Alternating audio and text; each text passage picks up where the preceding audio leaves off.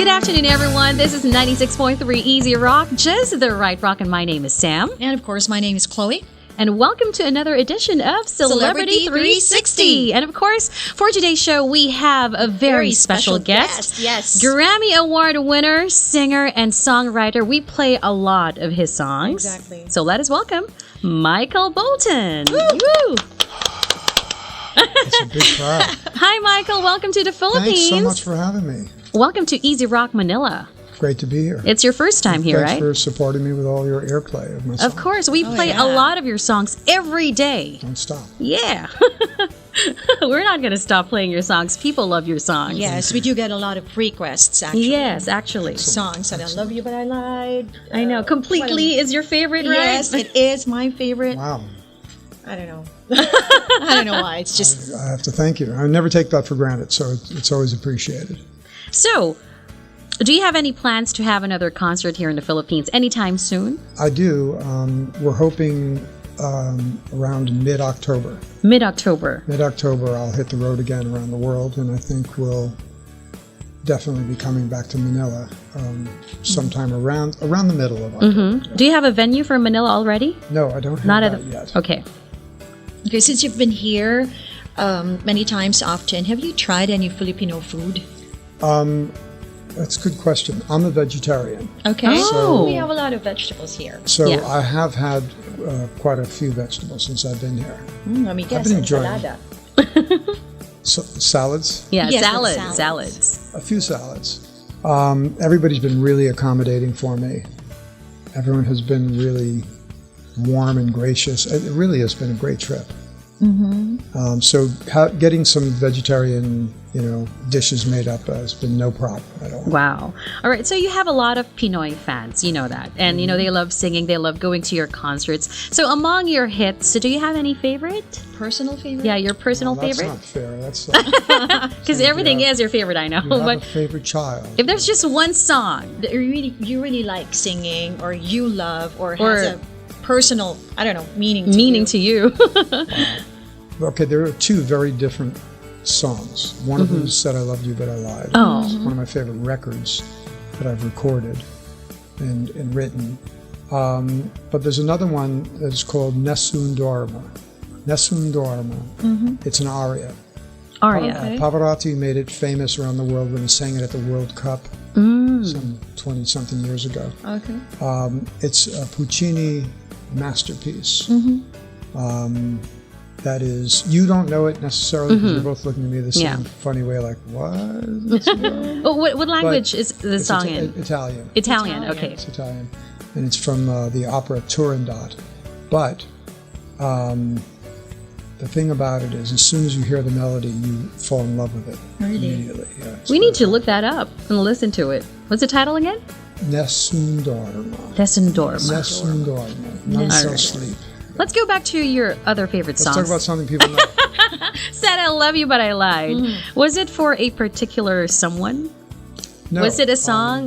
Were you inspired by someone? No, it's funny. I've been Who talking broke your about heart, this song, so it's not the kind of song you'd write for someone who broke your heart. It is, though, an expression that is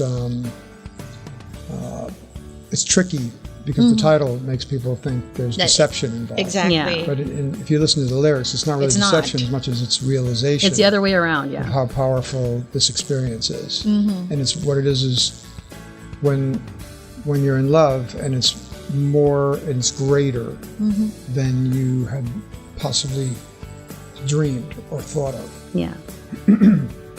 That sounds pretty good, actually, doesn't it? So it's actually the ultimate love song, really. True. And yet the title, throws people. In the States, the song took off right away at radio. Really? But outside of the States, where English is the second language in a lot of the countries where I travel around the world, they were looking at it, the radio programmers were looking at it and saying, why is Michael saying he loves her, but he's lying? And the promotion guys for the record company would have to explain, no, it's a very positive message. Look at the lyrics. It's a great message, and it's a nice play on words. True. And it's the track itself has this kind of It's romantic, but it's kind of sensual, and it's also spiritual at the same time. There's That's something right. very magical about it that way. It's It's a very magical song, because until now a lot of Filipinos love it. Asking They for it. sing it, they request for it. Until now it's a strong hit. Good to know. Any plans of coming up with a new album? I mean, you just had an album. Yeah, we with just Songs released of Cinema, Songs of right? Cinema, so I'm touring the world doing that. I'm performing. I was just in London, and I was just in Germany and Switzerland, and doing promotion on that side of the pond, as we call it. And I'll probably be promoting that album through different television shows and events until the fall of this year. All right. But I'm always working on the theme and the project, the next album. I'm always working on what I'm going to do next. I just can't tell you yet. All right. I'm just curious, because you really have a very deep, resonant voice when you sing. But when you speak. Yeah, and when you speak as well. So, do you have any regimen to take care of your lovely voice? Like you don't drink cold drinks after or singing? no sweets. Yeah. I wish I could get out sweet. I love sugar and I love salt. I'm not your typical vegetarian by any means.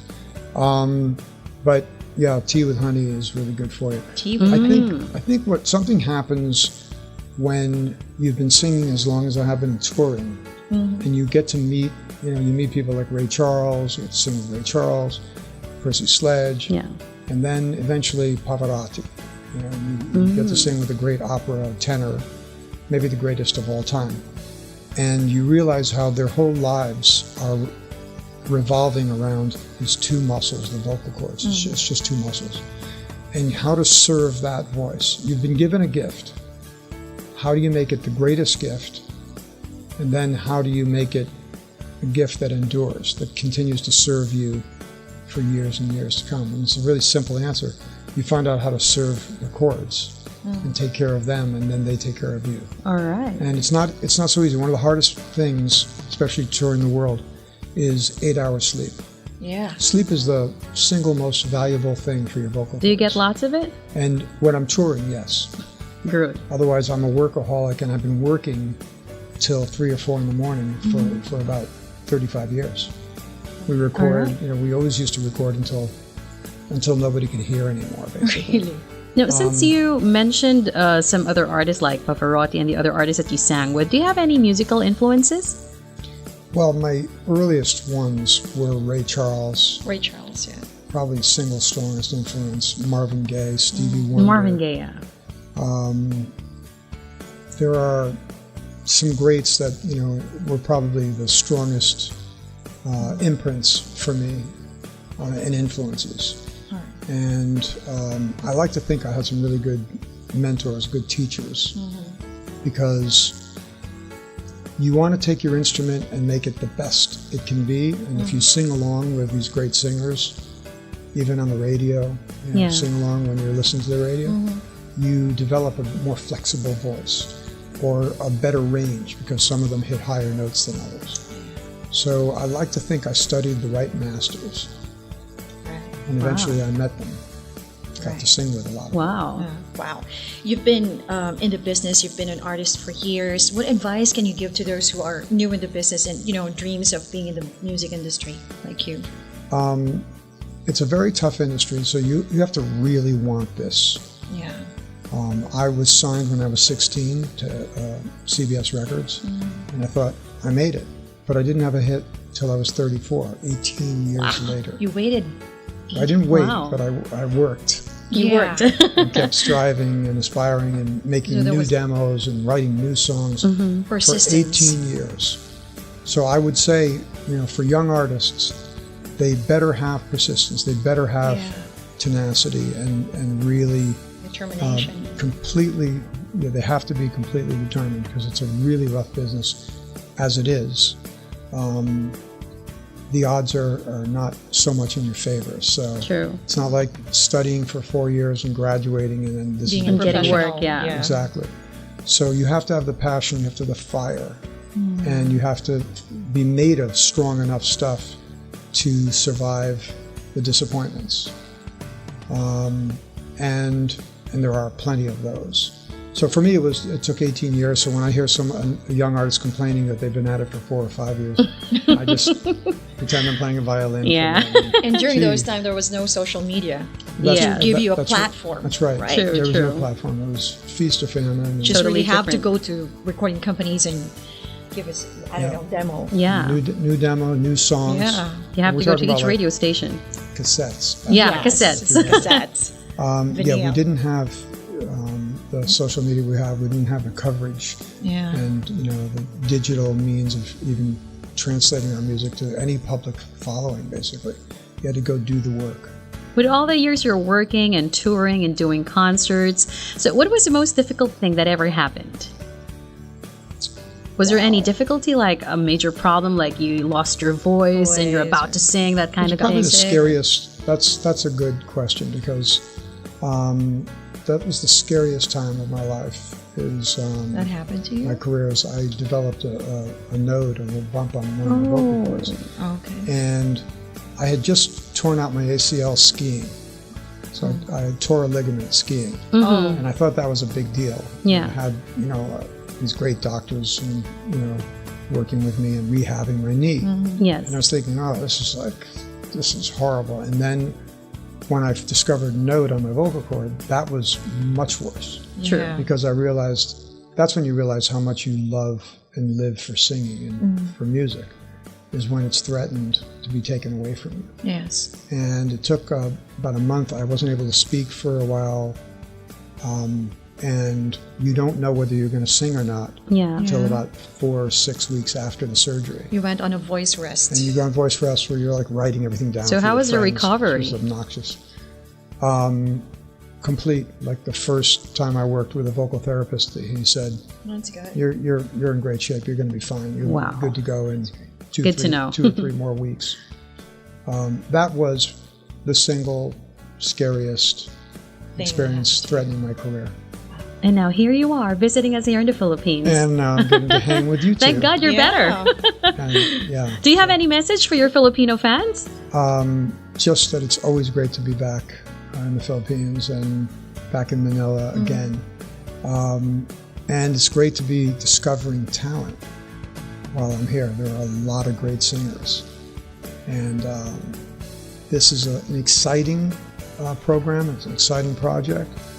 But it's also, it's a tough one for me because Yeah. I have to choose who moves forward. You make the tough decision. It's tougher than I thought. Yeah. So- But the good news is, again, you have so much talent here. And I've been working with these 2 great singers. And, well, you'll know all about it soon. Yeah. Actually, All right. All right. you're our close allies on this one. True. So, yes. that's it. Thank you so much for coming and Thanks so visiting much for us. having Thank me. you for this radio interview. It's won't such a keep you. privilege to have you here on Easy Rock Manila. It's my privilege. There you have it, Thanks ladies and again. gentlemen. Michael Bolton.